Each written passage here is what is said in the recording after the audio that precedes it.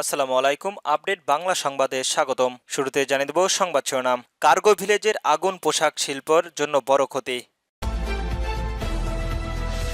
এখনও ধোঁয়া উঠছে কার্গো ভিলেজে, চলছে উদ্ধারের কাজ। শাপলা প্রতীক নিয়ে নির্বাচনে অংশ নেব, সার্জিস আলমের হুঁশিয়ারি। সর্বশেষ জানিয়ে দেব বিমানবন্দরের কার্গো ভিলেজের আগুন পরিকল্পিতভাবে লাগানো হয়েছে। শুনছিলেন সংবাদ শিরোনাম, এবার বিস্তারিত। কার্গো ভিলেজে আগুন পোশাক শিল্পের জন্য বড় ক্ষতি।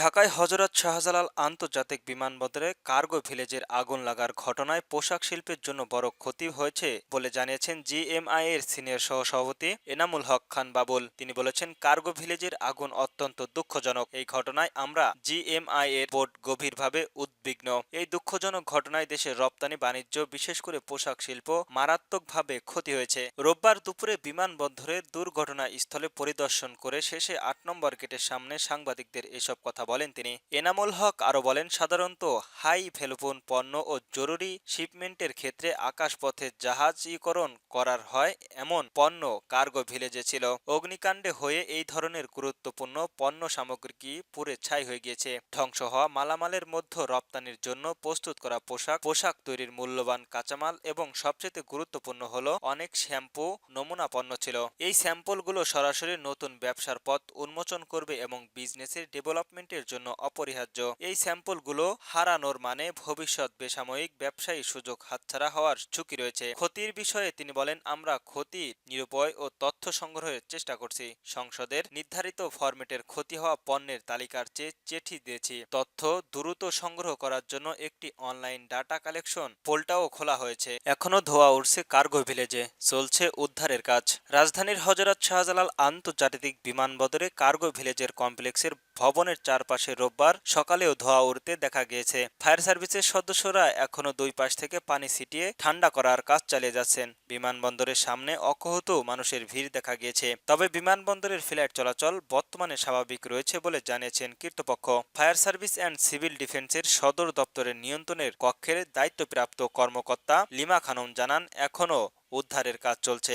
আগুন পুরোপুরিভাবে নেভানো হলেও ধোঁয়া নিরসনের কাজ অব্যাহত রয়েছে। ঢাকা মহানগর পুলিশের উত্তরা বিভাগের কমিশনার মোহাম্মদ মহিদুল ইসলাম বলেছেন, ফায়ার সার্ভিসের ঘটনাস্থলে কাজ করছে। নিরাপত্তার জন্য বিপুল সংখ্যক পুলিশ মোতায়েন রাখা হয়েছে। সেখানে কোনো মামলা হয়নি। গতকাল শনিবার বেলা 2:30টার দিকে বিমানবন্দরের কার্গো ভিলেজের কমপ্লেক্সের ভবনের ভয়াবহ অগ্নিকাণ্ড ঘটে। আগুন নিয়ন্ত্রণের কাজ করে 13টি ফায়ার স্টেশনের 37টি ইউনিট, পাশাপাশি সেনাবাহিনী, নৌবাহিনী, বিমান বাহিনী ও বিজিবি সদস্যরাও কাজ করে। 7 ঘন্টার চেষ্টার পর আগুন নিয়ন্ত্রণে আসে এবং রাত 9টার দিকে বিমানবন্দর পুনরায় চালু হয়। প্রাথমিকভাবে জানা গিয়েছে, কার্গো ভিলেজের যে অংশে আগুন লেগেছে সেখানে আমদানির করা পণ্য সামগ্রী রাখা ছিল।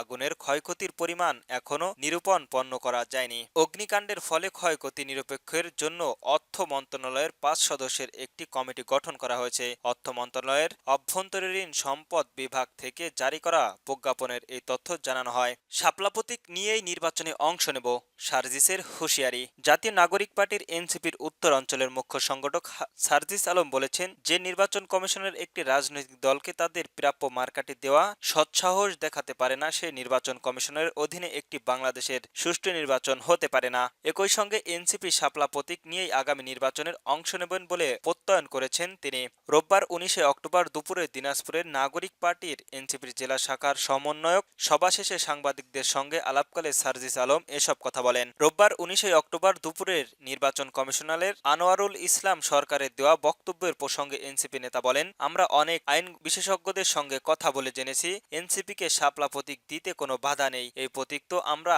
আজকের আবেদন করিনি, এখন আমরা রাজনৈতিক দল হিসেবে আবেদন করেছি। তখন আমরা শাপলা প্রতীক চেয়েছিলাম। বিগত কয়েক মাস কেন তারা আমাদের মার্কা তালিকার শাপলার প্রতীক অন্তর্ভুক্ত করেনি? তিনি বলেন, আমরা শাপলা প্রতীক নিয়েই আগামী নির্বাচনে অংশ নেব। এতে যদি তারা আমাদের সঙ্গে অন্যায় করে তাহলে আমরা তা রাজনৈতিকভাবে মোকাবেলা করব। জুলাই সনদ সম্পর্কে সার্জিস আলম বলেন, জুলাই সনদ যদি জুলাই ঘোষণাপত্রের মতো নাম কাওয়াস্তের একটি পেপার হয়, ওই সনদ আমরা চাই না। আমরা জুলাই সনদের আইনগত ভিত্তি চাই। জুলাই সনদ বাস্তবায়নে নিশ্চিত করতে চাই। বিমানবন্দরের কার্গো ভিলেজের আগুন পরিকল্পিতভাবে লাগানো হয়েছে।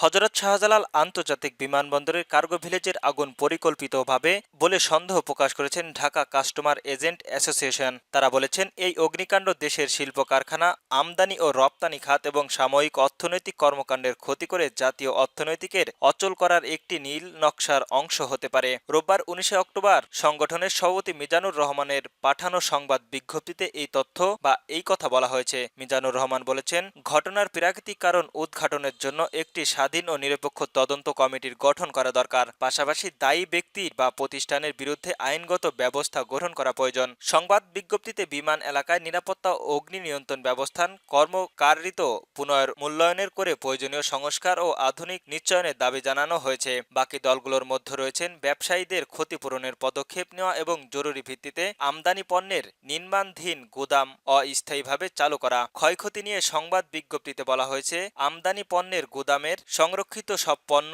ভস্মীভূত হয়েছে। কিছু পণ্য আবিষ্কৃত দেখা গেলেও তা পর ধোয়ার কারণে ব্যবহারের অনুপযোগী হয়ে পড়েছে। আগুন লাগার পর সিভিল এভিয়েশন কর্তৃপক্ষ ও ফায়ার সার্ভিস যথাযথ সময়ে ঘটনাস্থলে উপস্থিত হয়ে আগুন নেভানোর কাজ শুরু করতেই অনেকটা ব্যর্থ।